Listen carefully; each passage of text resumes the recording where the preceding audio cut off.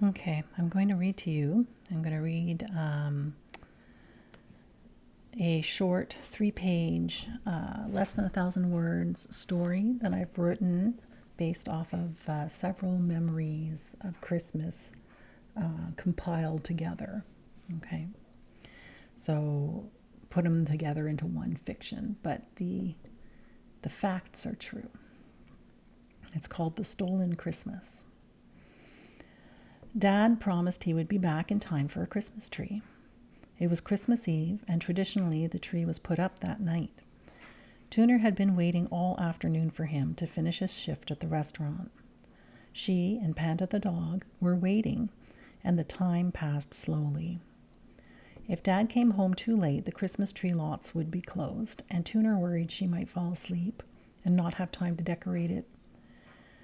Santa had never gotten previous Christmases right, so she didn't worry about that. She knew there would be no presents in the morning, but at least she wanted a tree. If Dad came straight home, not having a drink with his friends, they could make it to the tree lot just before 6. Dad was a waiter for his job, but he was really a jazz saxophone musician.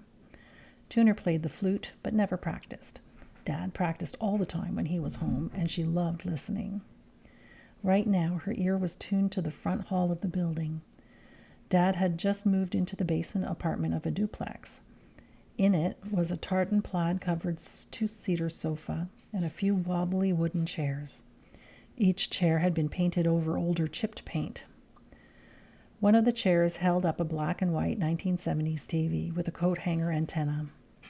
It had buttons that rotated and clicked into place, which Tuner used to feel the way to the next snowy channel. She loved the TV. Tuner watched the comedy shows, the commercials, and of course the cartoons. Her favorite Christmas cartoon was The Grinch Who Stole Christmas. In the kitchen, there was Dad's massive round oak table that he'd been lugging from apartment to apartment, and more spindly chairs. On the table sat a large balance scale with its ounce counterbalance weights. The day's newspaper nearly covered the tabletop, partially hiding Dad's pipe paraphernalia. The fridge was empty because it didn't work, but Tuner had found $5 on the table with a note to get herself a burger up the street. She had gotten the burger, walked the dog, and now there was nothing to do but wait. Dad hadn't lived there long enough to get cable, so she had fruitlessly fiddled with the antenna, hearing voices in the snow. There was also a bedroom for her with a mattress on the floor and a sheet covering the window. She wasn't comfortable in that room, so she stayed on the couch. Tuner was 10 years old, self-sufficient, hopeful, and having awful anxiety as she waited. She waited all night through to the morning via fitful sleep. Alone with Panda, she waited and listened for some sound of Dad returning home with a Christmas tree. She was still hopeful at dusk, but started to lose hope as she dozed and woke and cried. The moment she squeezed all the possibilities out of her worries, her anxiety set in like a frozen lake, hard and dark. Tuner had worried about missing the tree lot. Then she had worried about being alone. She felt lonely and tired, and then angry and scared. What if he didn't come home? What if he had gotten into a fight? As for fighting, well, he had had his jaw broken when he was out drinking after he came home from jail when she was 5 years old, so that was a real possibility. Where even was he? When she was 6 years old, she had known where the tavern was, where he liked to play pool and drink, but this was a new neighborhood. She would never go and get him again after he had hit her in the face last time, even though she had been scared to be alone both then and now.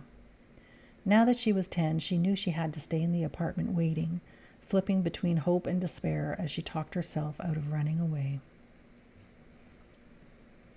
A few days later, Tuner and Dad and Guy, his best friend, went up north to Granny's chalet. They had presents there, and she got a Cabbage Patch doll, the year's unobtainable toy craze. But it wasn't the right one. Cabbage Patch dolls were each unique and had soft, huggy bodies.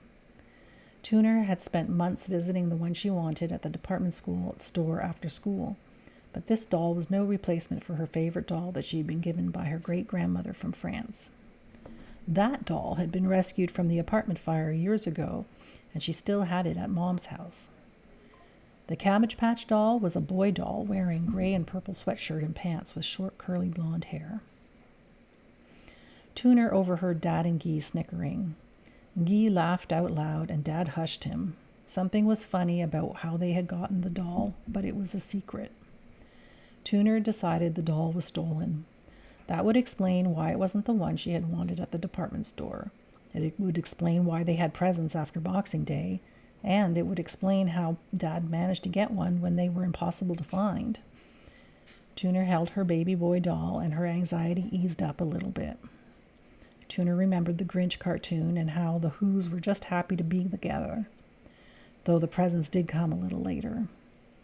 She felt good to be at the house up north, and she was glad to have something to hold on to. That is the end of that little story. As I said, it's a compilation of true happenings, true facts that actually happened to little Tuner. Tuner was my nickname when I was little, and that's one of the Tuner Two Shoes stories. All right, hope you enjoyed it. It was a little bit sad, but true. Okay, bye now.